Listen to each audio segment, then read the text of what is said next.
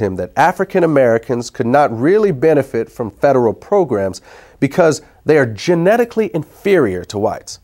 Later, Nixon would label birth control a national priority and sign legislation to make it available as a service of the U.S. government. Then, in March of 1972, the Commission on Population Growth and the American Future, which Nixon had created 3 years earlier with the help of congressional Democrats, began calling for the nationwide legalization of abortion. The concept that abortion and birth control could be used to save the government money was well established by this point in history. In 1969, Joseph Kershaw, who was a researcher with the U.S. government's Office of Economic Opportunity, stated that the agency had closely studied the poverty issue and found that the single most cost-effective way for the government to address it was through family planning.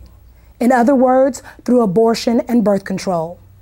And that sort of thinking is still very much alive today. On January 25th, 2009, the Speaker of the United States House of Representatives, Nancy Pelosi, said on an ABC News program that the government's economic stimulus package should include a large increase in spending for population control. She said that this could save the state and federal governments the cost of having to pay for the health care and education of poor children. Not surprisingly, Pelosi has a 100% approval rating from Planned Parenthood. At one time, it was common to hear politicians and elected officials openly talking about the need for population control in the black community, or saying things like $1 spent on family planning is worth $5 spent on economic development. But since we don't hear that sort of thing anymore, it would be easy to conclude that the government is not still involved in black genocide, but that's not the case. It's no longer necessary for the government to be directly involved in black genocide because that's what they hired Planned Parenthood for. I mean, it can't just be a coincidence that at the same time when government population control programs were backing away from specifically targeting black neighborhoods, at that same time, the state and federal funding for Planned Parenthood was being increased by leaps and bounds. To understand the magnitude of the dollars involved here, remember this. By 1970, Planned Parenthood was already the 19th largest health-related fundraising organization in the country. But by year 2000, it had moved into third place behind only the American Heart Association and the American Cancer Society. And a major factor in that phenomenal growth was government funding. Basically, what's happened over the last 40 years or so is that Planned Parenthood has taken billions in government money while locating the vast majority of its facilities in minority neighborhoods. And that has not only been a tremendous boost for the eugenics movement, but it has also allowed government-funded family planning programs to target the black population while insulating the government from any direct connection to black genocide. One of the places where government money has been used to advance the eugenics agenda has been in the public school system. Although government-funded population control programs can be found in white schools, the evidence is that they are significantly more likely to be targeted at black schools. One example of this was seen in 1986, when it was discovered that Illinois public schools were not only distributing birth control to children, but that every one of the 50 facilities involved were in minority neighborhoods. When this information was made public, a local African-American pastor organized a campaign to stop the program. Reverend Hiram Crawford labeled the project Genocide, saying that the obvious goal was to go after the Hispanic and black population. That same pattern was also found in Maryland in the 1990s. Even though the state's teen pregnancy rate was higher among white students than black students, when the contraceptive device Norplant was introduced, it was selectively marketed to children as young as 13 in predominantly black schools in Baltimore. The result was that of the first 350 girls implanted at a local middle school, 345 were African American. Then, when Norplant was approved for general distribution, of the first 100 schools selected, all 100 were in minority neighborhoods. The Norplant contraception device was developed by the Population Council in New York which had been established in 1952 under the leadership of its president, John Rockefeller. Its next two presidents, Frederick Osborne and Frank Notestein, were both former members of the American Eugenics Society, and Notestein would later serve on the National Advisory Council of Planned Parenthood.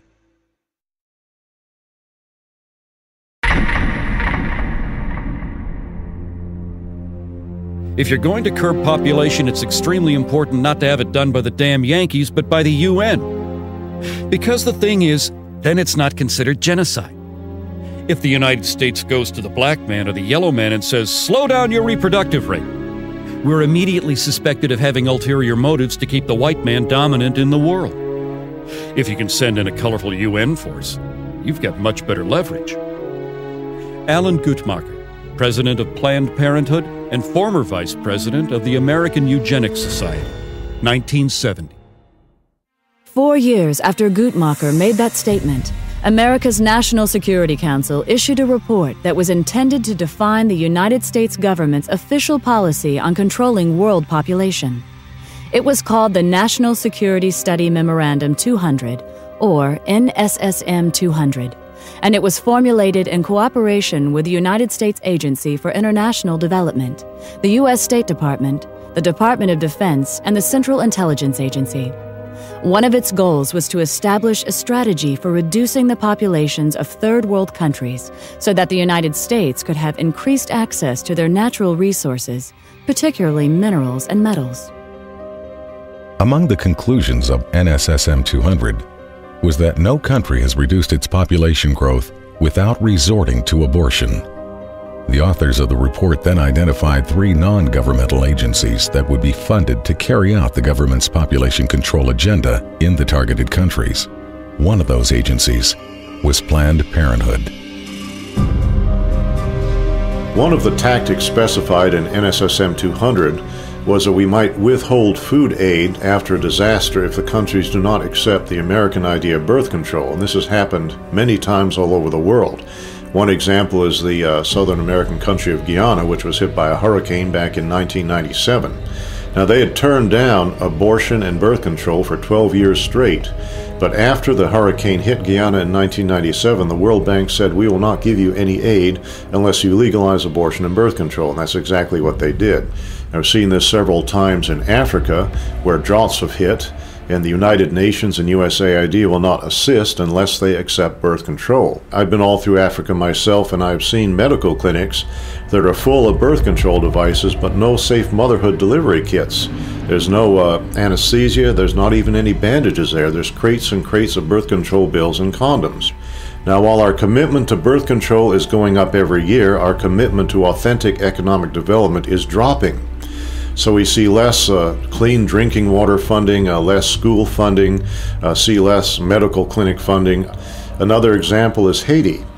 Haiti has been hit by hurricanes several times, and the United States and other countries are saturated with birth control. In Haiti now, any woman, 90% of women at least, can now get access to any kind of birth control they want to, government funded, but less than 20% of the Haitians have access to clean drinking water. Now try to imagine there being a natural catastrophe in a country like Canada or Australia or France or England. And we go in there and we say to them, "We're not going to offer you any kind of aid unless you accept our philosophy on birth control and population control." That will be outrageous. But that's our standard operating procedure when we go to a black country after a catastrophe of some kind. You cannot believe that we are going to treat people in a foreign country like this and not treat our own population of African Americans the same way. Consider what happened after Hurricane Katrina. One of the first things we did was bring in birth control and contraception. And as we all know, the hurricane disproportionately affected black families in that area. And I seriously doubt if the same kind of disaster hit a middle-class white area, the first response would be condoms and birth control. This idea that population control could be used to control a specific population was not unique to NSSM 200. For example, before the Nazis took power in Germany, abortion had been illegal except to save the life of the mother. But under Hitler, the Hamburg Eugenics Court ruled that it would still be illegal for Aryan women, but legal for women of what they called inferior racial stock. According to the court,